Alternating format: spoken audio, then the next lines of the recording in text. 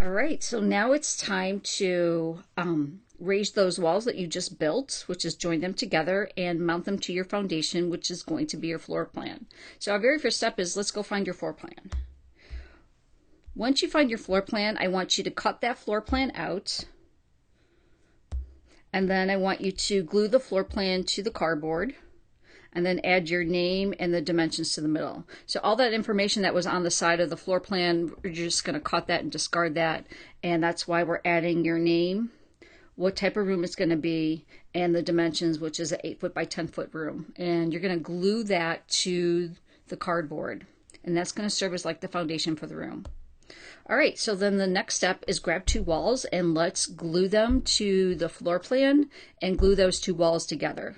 I'm going to be quite frank with you. It's going to be tedious. It's going to require a lot of patience.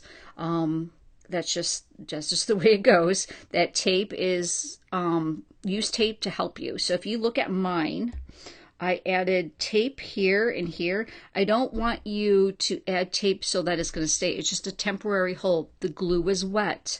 We need to let it set and dry. So I'm just adding tape to support it while it's drying. So there's going to be glue down here at the bottom to hold down the bottom plate, which is called the sole plate. And there is glue to join in the outside studs. All right. Here's a close-up. So what you're going to notice, you can see again I use the tape.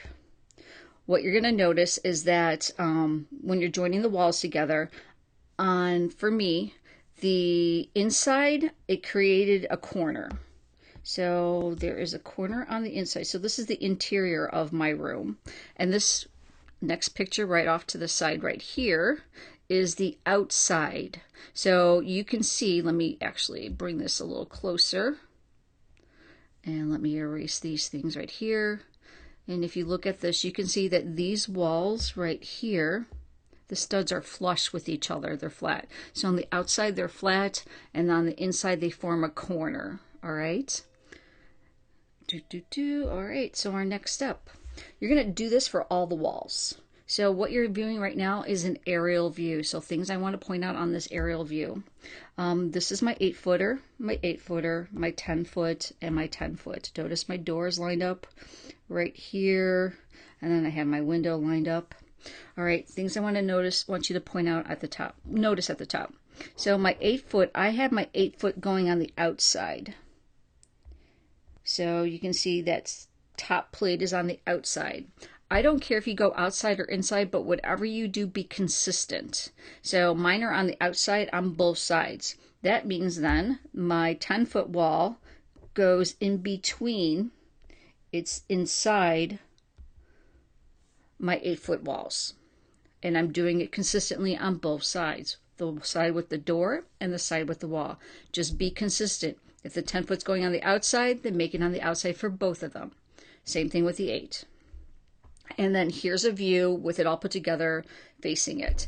I want you again to note the tape. My tape is not wrapped around. I know eventually I have to take that tape off. So it's just there to hold the wet glue there until it sets. All right, so here's our finished product.